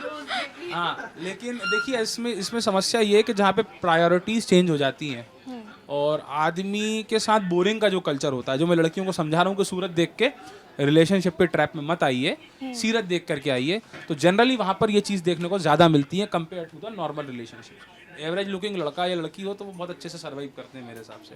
हीरोइन और हीरो की दिक्कत ज़्यादा होती है, क्योंकि प्लॉट ट्विस्ट तो वहीं आएगा ना। तो बस सबसे बड़ी समस्या यही है कि जहाँ पे आपने दिखावटी चीज़ों के पॉइंटों को पकड़ा है तो आप ऐसे ट्रैप में जाएंगे, क्योंकि वो कुछ टाइम के लिए एंटरटेनिंग पर्पज से आया हुआ आदमी है आपके पास। इसमें ट्रेट यही है कि आदमी आपको समझ नहीं रहा है, दिखावटी लाइफ जी रहा है। स्टारबक्स में कॉफ़ी पीने जाते हैं, कोई कपल टपरी पे चाय पी के बात करते हैं, तो उसमें क्या कहोगे? स्टारबक्स वाला वैसे तो हाईली प्रोफाइल और एजुकेटेड होना चाहिए आज के सिनेरियो से, लेकिन जो बात वहाँ हो रही है तो क्या चाय की टपरी में बात नहीं हो सकती है? क्या बात वहाँ पे भी हो सकती है? कम संसाधनों के अंदर जो बेसिक लाइफ के स्टफ्स करते हैं वो कपल मैं समझता हूँ आगे जाते हैं, शादी में कन्वर्ट होते हैं और लंबा जीवन अपना लेके निकलते हैं, कंपेयर टू द कपल जो दिखावटी लाइफस्टाइल में ज़्यादा जीते हैं। जैसे कार होना ही चाहिए, लड़की का बर्थडे है तो वो बर्थडे बनना ही चाहिए, उसकी 10-15 सहेलियाँ जा करके और वो हैंडल होता है, फिर उसको बोलते हैं हैप्पी बर्थडे का वो टैग। ऐसा बर्थडे ये भी हो सकता है कि दोनों जने कहीं हिल स्टेशन पे चले जाएं या पे बहुत ऐसी शांत प्लेस पे जाके डिस्कस करें, ये पॉइंट्स भी हो सकते हैं। सर मेरा एक और सवाल है, जैसे मैं अपनी फैमिली का बता रही हूँ, मेरी फैमिली में बहुत सारी लव मैरिज हुई है और अदर कास्ट में भी हुई है, और मतलब हमारे यहाँ पे कुंडली ऐसे ज़्यादातर मिलाई नहीं गई है, लेकिन अभी तक वो लव लाइफ उनकी बहुत अच्छी रही है। मतलब मैं अपने पेरेंट्स का भी बता रही हूँ, वो उनको भी जिस तरह से देखती है और वो मुझे जिस तरह से समझाते हैं, तो ऐसा क्या है कि अगर हम कुंडली नहीं मिलाए और अभी तक शादी इतनी अच्छे से चल रही है, फैमिली वेल सेटल्ड है, दोनों के अंदर अंडरस्टैंडिंग बहुत अच्छी है, इस बारे में थोड़ा बताएं। देखो, इसका अगर आर्ग्यूमेंट क्लोज करना है तो उसका आंसर इतना सही है, जब सब सही चल रहा है तो क्यों देखना है? पॉइंट ही आ गया। देखने की समस्या कहाँ होती है? देखने की समस्या वहाँ होती है जहाँ आपको आइडिया नहीं है, आप बिल्कुल ब्लिंक होके जा रहे हो, ब्लाइंड होके जा रहे हो कि आदमी को मैं जानता ही नहीं हूँ कि ये क्या पॉइंट आउट करेगा। इवन मैंने ये देखा है कि 20 साल के रिलेशनशिप में, 15 साल के रिलेशनशिप में भी चार्ट हमने मैच करे हैं और किसी को सजेस्ट करा है कि तुम गलत जा रहे हो, यहाँ से हटो, तो वो लास्ट लिमिट पे टूट गया है वहाँ पे। ये भी चीज़ें आई हैं। तो देखिए, अब इसमें आपने कहा कि मतलब लव मैरिज सक्सेसफुल होती हैं तो हम उसमें कुंडली क्यों मिलाएं? जब कोई दिक्कत नहीं तो आप चलने दीजिए, इसमें कोई दिक्कत नहीं है। हाँ, यदि कोई प्रॉब्लम आता है तो आप पहले लीजिए, फिर उसको एस्ट्रोलॉजिकली ही आप चीज़ों को करिए, फिर आप उलझिए मत ही ज़्यादा। उलझेंगे तो डेफिनेटली कहीं लंबा फंस जाएंगे उसमें। आज के दौर में लोग मूलांक बहुत ज़्यादा देख रहे हैं, जैसे 1 मूलांक 2, जिसका 10 है वो 1 मूलांक वाले हैं, जिसका 12 है वो 3 मूलांक वाले हैं। तो मैं ये जानना चाहता हूँ कि ये अंग्रेजी कैलेंडर के हिसाब से मूलांक देखना आवश्यक है या हिंदी कैलेंडर के हिसाब से मूलांक का? आपने न्यूमरोलॉजी से शब्द क्वेश्चन करा है, आप लोगों को पता होगा न्यूमरोलॉजी आजकल क्या वो चलता है ना, कौन सा स्नैपचैट होता है शायद, उसमें राशियाँ लिखी आती हैं, सेक्रेटेरियस और ये और वो, तो बहुत सी लड़कियां लेकर के आती हैं कि हमारा राशि ये, मगर वो मेल नहीं होता है उससे, क्योंकि कारण क्या है, चंद्र के हिसाब से राशि का निर्धारण होता है। अब जो न्यूमरोलॉजी का पॉइंट आउट आप कर रहे हैं, तो एक जापान से आया हुआ न्यूमरोलॉजी है, उसमें फ्यूज़र कंडक्टर क्या क्या देख करके बनाते हैं। और हमारे यहाँ एक ट्रेडिशनल ग्रंथ है मंत्र महार्णव, मैं आपको नाम बता दे रहा हूँ, मंत्र महार्णव, उसके अंदर अंक ज्योतिष है। लेकिन जो अभी का अंक ज्योतिष है वो उससे कन्वे नहीं करता है, ये कोई डिफरेंट ही तरीके से आया हुआ कहीं का न्यूमरोलॉजी ने जापान की टेक्निक को मेरे हिसाब से पकड़ा हुआ है, वो जो वहाँ के विद्वान थे उन्होंने बनाया है। तो ये कह सकते हैं कि 2026 एक मूलांक वालों का नहीं है। वैसे तो किसी न्यूमरोलॉजिस्ट का क्वेश्चन है, एस्ट्रोलॉजर का नहीं है, तो मेरा विषय नहीं है, लेकिन मैं तो समझता हूँ अच्छा ही है यार, अभी तो काफ़ी ठीक कर रहे हैं हम, है ना, पहले ईयर से शुरुआत तो काफ़ी अच्छी है।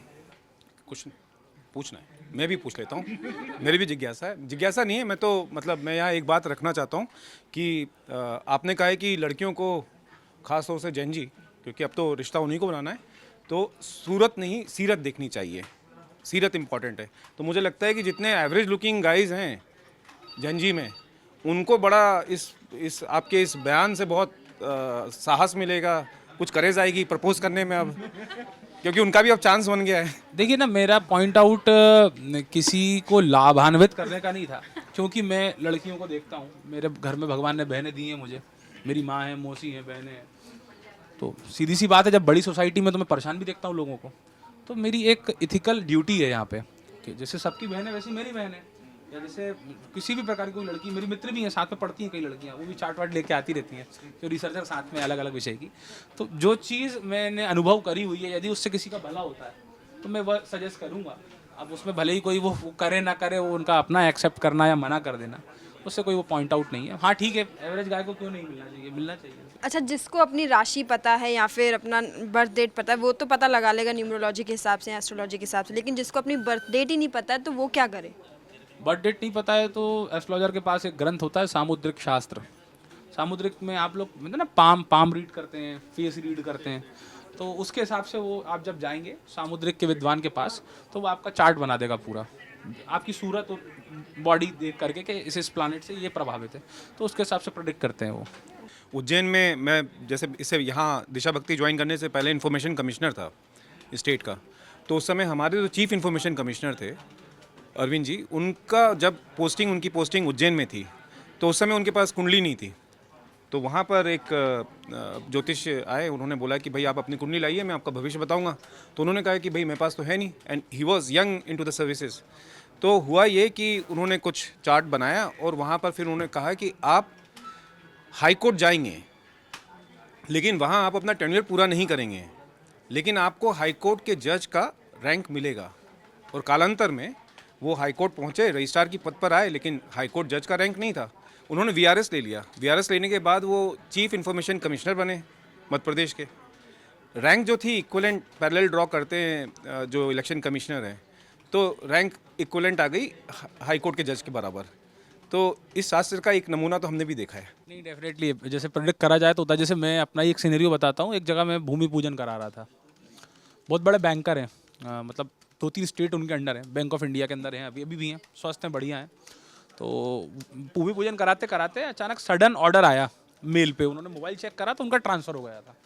कोई व्यक्ति प्लान करके बैठा है भोपाल में मकान बनाऊंगा और यहाँ रहूँगा, उसका ट्रांसफ़र कर दिया तो आदमी का पूरा मोरल ही डाउन हो जाएगा ना, फैमिली से दूर जाना पड़ेगा, दिल्ली जाना था उनको, वहाँ प्रदूषण बहुत है। तो सैटरडे के दिन ये वाक़या हुआ और मैं बहुत श्योर था कि ये जो इनका जो ट्रांसफ़र है ये नहीं होगा। तो मैंने उनसे कहा कि मैं ये चैलेंज आपको करता हूँ भगवान के नाम से, अपने दम से नहीं, आपका ट्रांसफ़र नहीं होगा।